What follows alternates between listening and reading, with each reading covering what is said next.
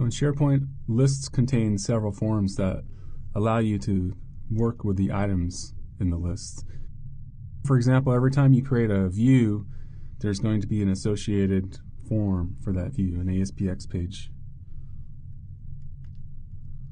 Also, in a list, there's going to be 3 forms that are for items. You're going to have the new form, the display form, and then the edit form. So at the list level, you have the default new form URL, then the default display form URL, and the default edit form URL. So those are the properties on the SP list object that correspond to the new display and edit forms. But then you can also specify the forms at the content type level.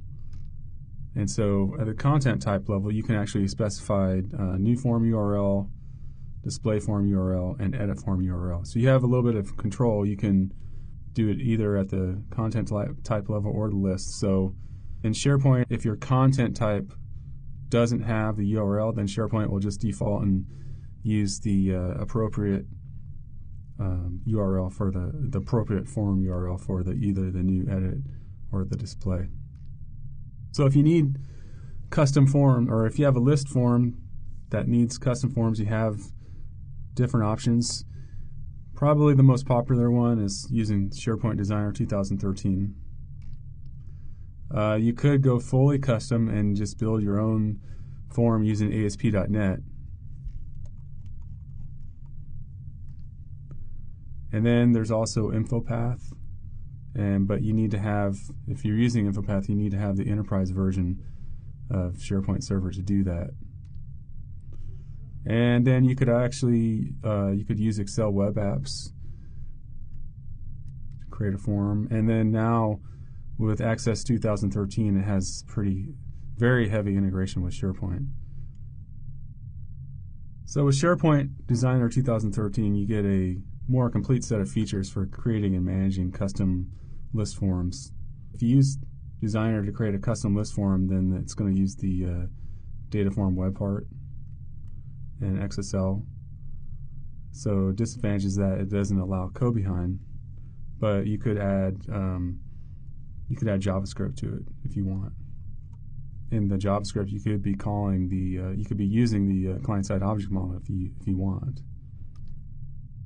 And then the nice thing is whatever you create in SharePoint Designer, you can just go ahead and save your site as a template, which is a WSP file, and then import it into Visual Studio 2012, and then that'll allow you to extract out the part that you created and put it into a Visual Studio solution, so it's easier to deploy in your organization. So what we're going to do right now is we're going to look at building a custom list form with SharePoint Designer 2013. Okay, I have SharePoint Designer open right now, so I'm going to go to my team site.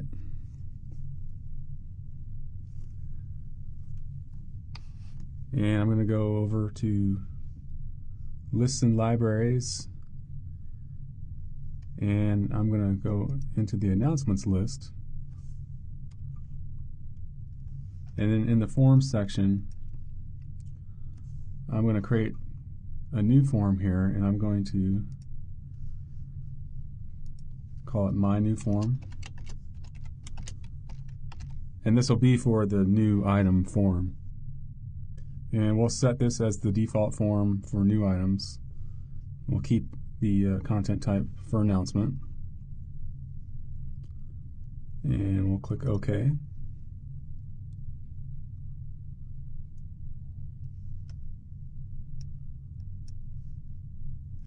So I'm going to right click on this and I'm going to edit the file in advanced mode.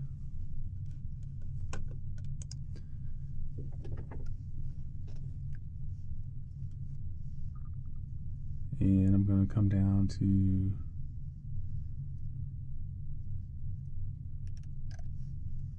need to scroll up to the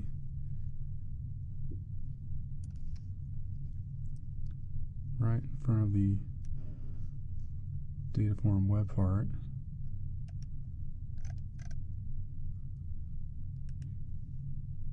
let's go right before the table.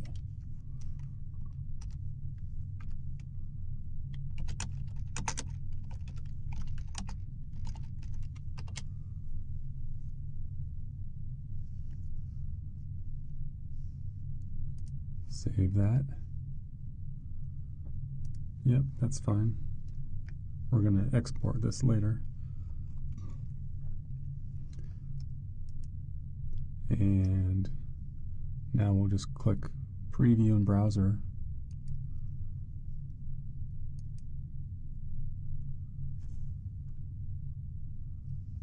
And this is what our form looks like.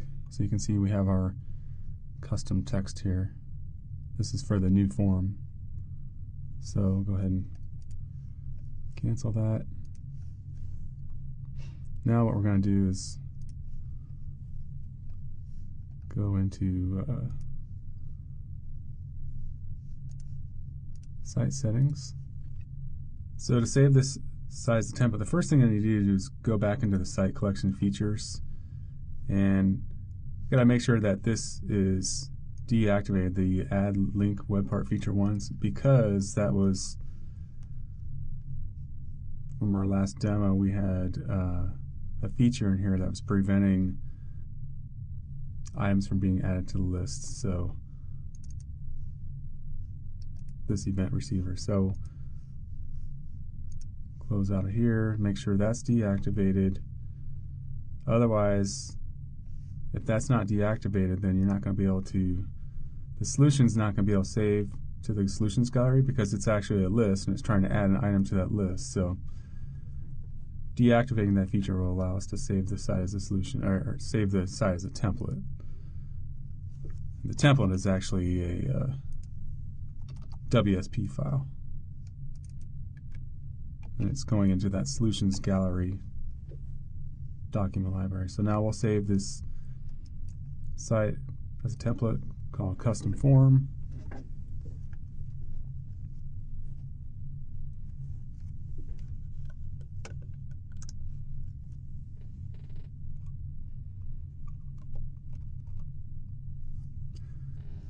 Okay, we'll go to the solution gallery. We'll save this to our desktop.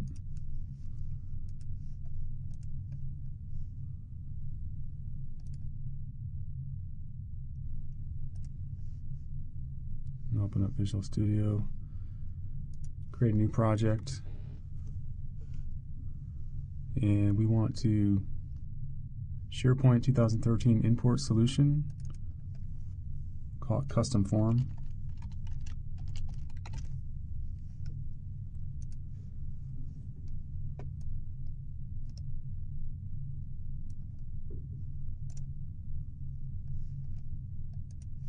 And I forgot to start under admin credentials, so let me go back in and delete this project.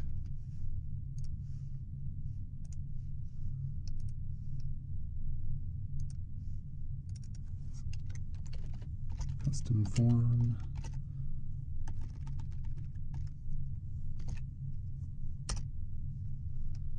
We want this to be form solution.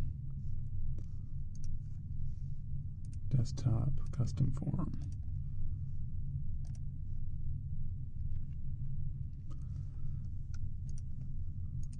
Okay.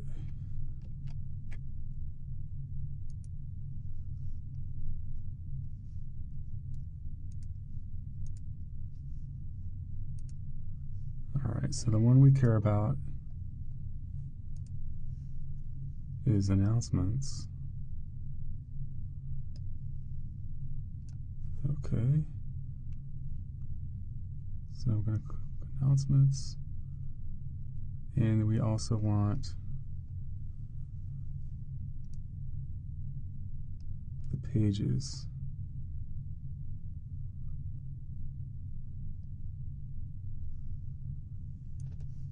Actually, we don't want the content type.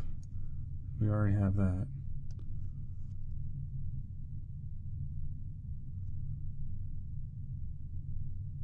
So let's go to the list instance.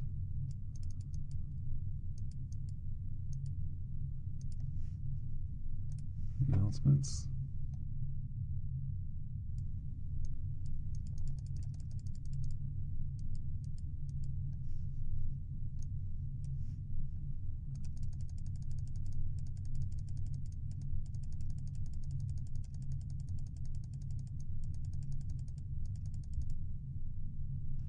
And we want list announcements pages.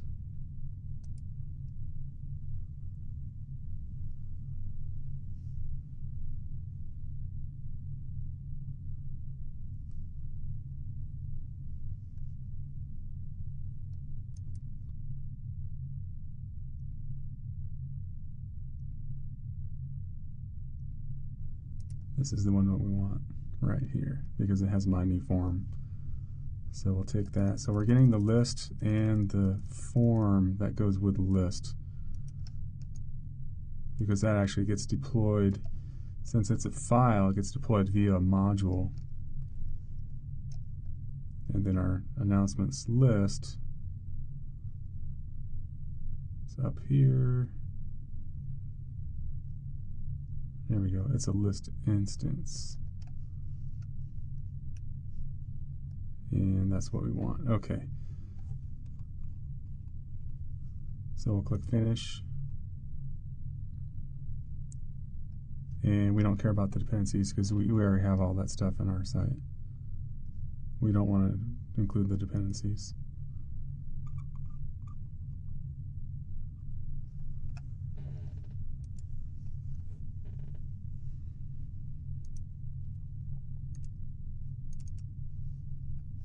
Okay, there's our list instance. There's our custom form. Okay, we have property bag here. Okay, these are just all the properties of the form, so that's fine. So now, what we're going to do is go back into the site. Actually, let's go to the announcements list. You go to the settings, we'll just delete this list. And then we'll deploy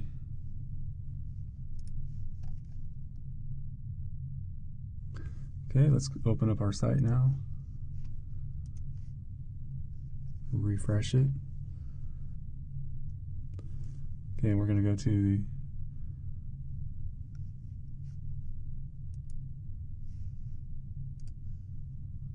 site contents and go to our announcements list. And if we click a new item, we see the form that we created. So we deleted, what we did was, we did this in SharePoint Designer. We created this custom form, and then we exported our site, or saved our site as a template, which created a WSP, and then in Visual Studio, we reverse engineered that. So we took the list definition and then even our custom page and made our own WSP. We deleted the list that we had created on our site, and then we deployed a new version of it. That's why you don't see any items in this list. So one thing I did not show, though, was in the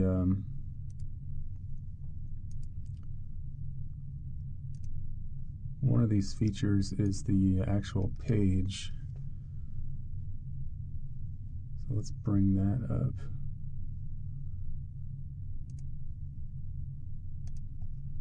And this is the actual page. So this is our list instance. And then here's the actual page that we created from SharePoint Designer. And you can see here's our text that we added to it. So that's part of the list instance.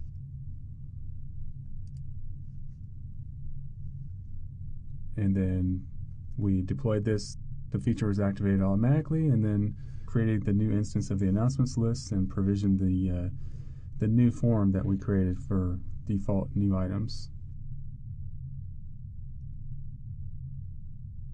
So if you need to create a custom form that has behavior that the data form web part does not support, then in that case you can create a fully custom form with ASP.NET. So that's going to allow you to have code behind and full control, but it's going to just mean that you're going to have to do a little bit more work. So whereas with the data form web part, you can have a lot of the stuff done for you already. In this case, you got to do everything by scratch. And the way this is done is to prevent editing. Typically, the list forms are stored inside the list library, or actually there's a folder inside the site. So they're stored as actual content of the site. So that means they're stored in the content database. In this case, we don't want people to edit these forms that we're building. We're spend all this time building these custom forms. We don't want people messing with them. So we're going to deploy them. We would deploy them as application pages in the layouts directory. That way people can't edit them. If you do want them to be edited, then you can do the exact same way we just did in the previous demo, and you just deploy them with a module to a list so they can be edited. And then you just attach it to the list or content type with the feature receiver. So just by setting that correct property, so default new form URL, you would set that, or whatever type of form you're creating, if it's the edit form or new form or display form, set it to the URL of the page that you're creating, and you would do that in the feature activated event of the feature receiver. So let's go ahead and build another form for a list, and this time we'll just use regular ASP.NET in Visual Studio 2012. So what I've done is I have Visual Studio 2012 open right now, and we're going to look at a custom list form for, we're going to actually deploy a new list and give it a custom list form, but it's going to be totally custom, done with just regular ASP.NET. So to save time, I already have a solution that is built, so we'll just look at it. There's quite a lot to do to it, so first of all, let's start out with the list. So I just went ahead and created a new list based off of the, this is the links template, the links list template. So just creating an instance of a list called my links, and the URL is right here, my links. So just creating a list, and then after we create the list, we want to replace the default new form URL of that. So we have a feature here that's going to include the list instance, and then there's an event receiver for this feature. And so when the feature is activated, we're going to get a handle on the my links list, and then we're going to get the content type, and we're actually going to attach, we're going to set the new form URL on the content type, and this is a new page that we have in our solution. So we've created a page called newlink.aspx. So we update the link, the new form URL, and then we go ahead and update the content type. So then the last thing to look at is the page that's been created. So this is really where most of the work is at. So this is a application page, and it just has the fields for the links, so the URL, description, the notes,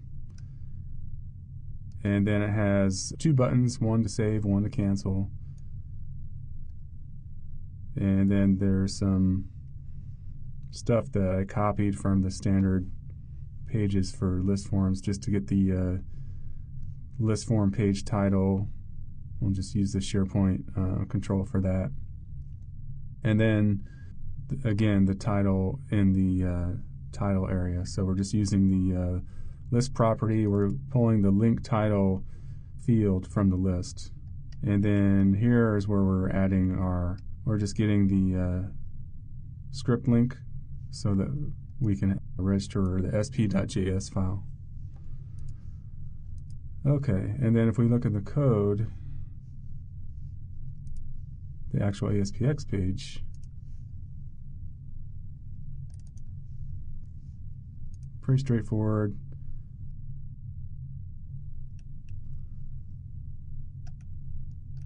I actually don't quite have this fully baked yet because it's not opening up in a modal form. But the save, so you can ignore this close dialog and close dialog here. But basically what we're doing is we're getting the links list. So the current.list property, we're in the context of our links list, so we'll be able to get that from spcontext.current. Then we're going to add a link so we can get an SP list item, and then basically just take the data from the form fields and assign them to the fields in the list, in our list item. So the URL and the notes, and then update. So I'm going to go ahead and deploy this.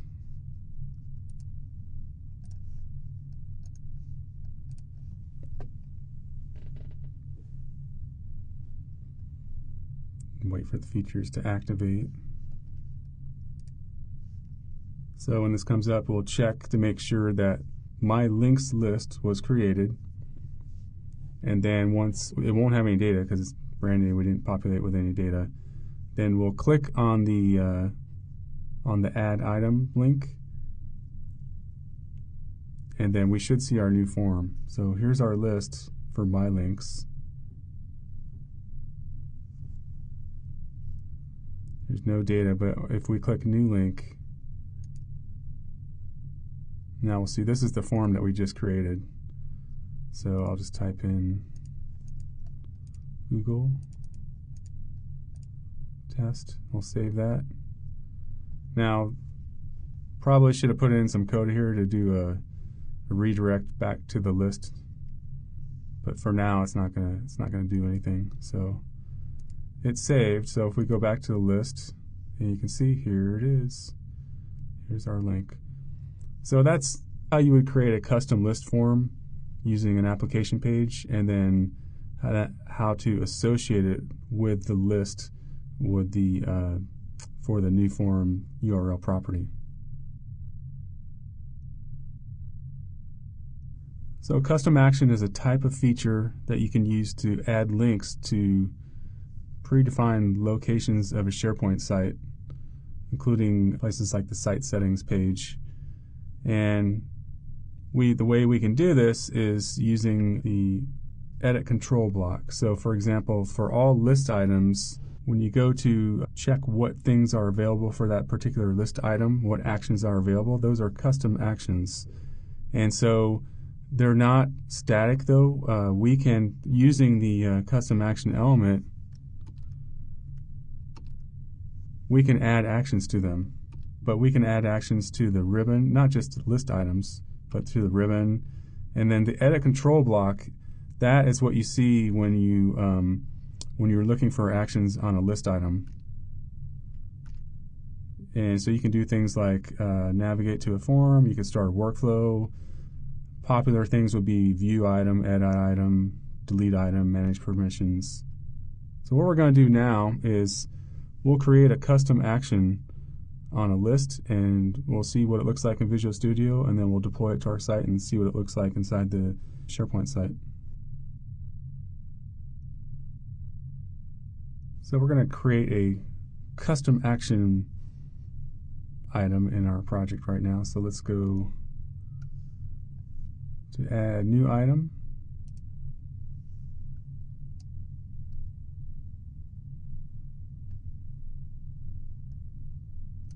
And we'll just pick the empty element. Trying to find, okay, here it is. Here's the empty element.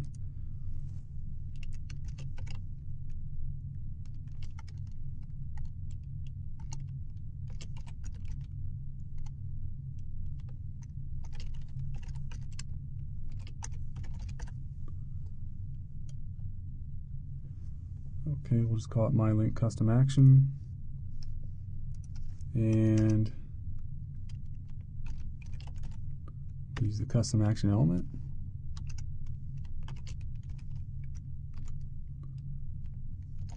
So what we're going to do in this custom action is we're just going to show the IDs for the list, so the list ID and the list item ID.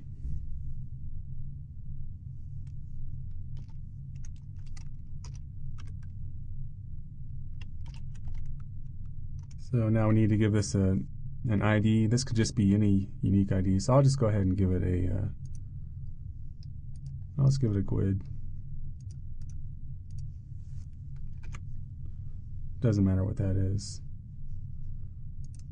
Bring this over here, line up.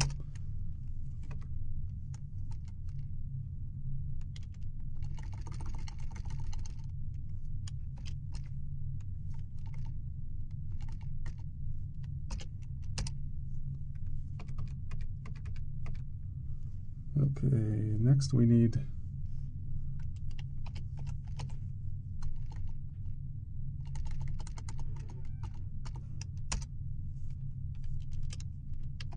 registration type.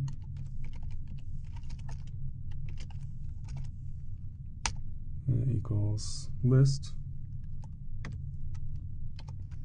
We're going to be attaching to a list, so then we want the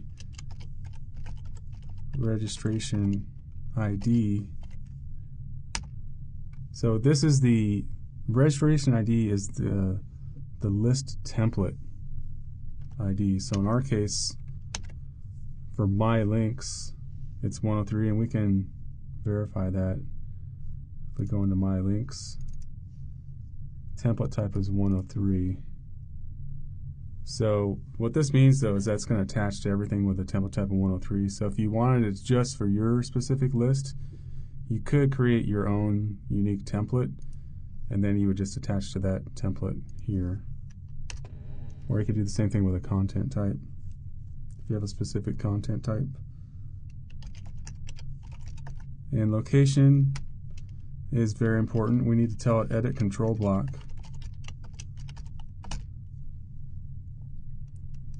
That's the menu you see on the item when you get the drop down. And sequence is just what order it's going to show up in respect to all the other items in the menu. So we'll just make it 10. That should make it show up first. Those are all the attributes. Now we just got to give it the URL action. And for the URL, we're going to put some JavaScript in here.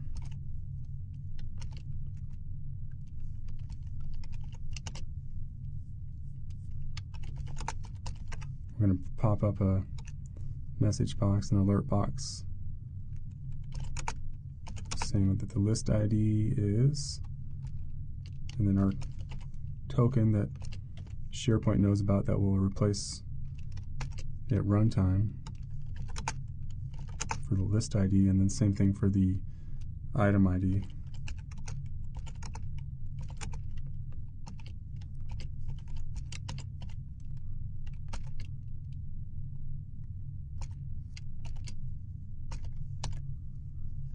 Okay, let's just go double check this. That looks good.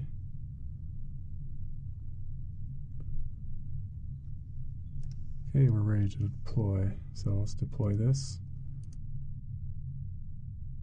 Should get a warning about our list. Yep, so we'll just resolve that. And we'll need to go into our list and repopulate with another item. And go into our list.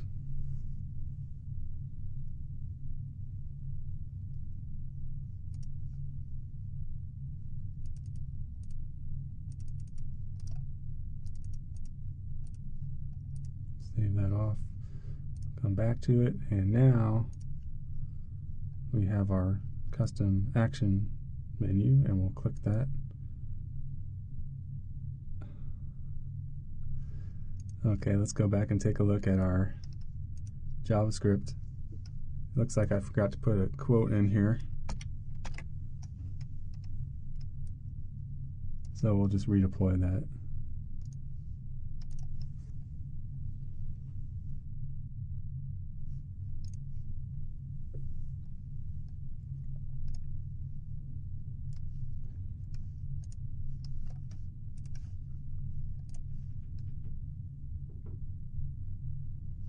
while we're waiting for that, as you can see here, this is really powerful that we're able to add actions and attach them to the edit control block for list items. So you can think of all kinds of different things you can add. So depending on what kind of a list you have, maybe you're a chemist or something and you have a list of compounds, and one of the things you want to put in there is when somebody brings up the edit control block for an item in your list of compounds, it brings up an editor, and all of a sudden they can start editing that compound. There's all kinds of uses for that.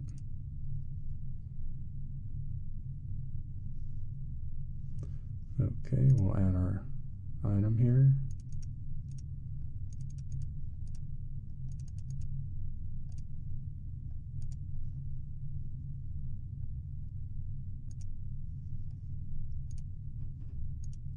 And you can see here SharePoint replaced at runtime the list ID, and then the item ID is 1. It's the first item in the list.